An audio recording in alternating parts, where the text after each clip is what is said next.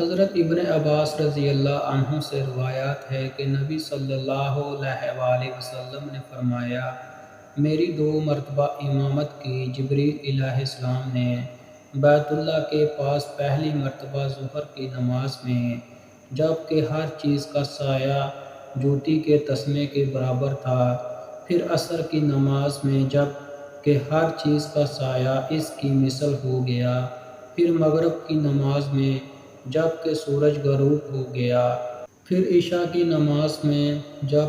شفق غائب ہو گئی، اور فجر کی نماز اس وقت جب صبح صادق ظاہر ہوئی، اور جس وقت روزہ دار کے لیے کھانا حرام ہو جاتا ہے، اور دوسری مرتبہ ظہر کی نماز اس وقت جب ہر چیز کا سایہ اس کی مثل ہو جاتا ہے،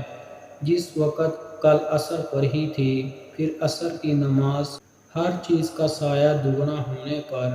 پھر مغرب پہلے دن کے وقت پر، اور پھر عشاء رات گزر جانے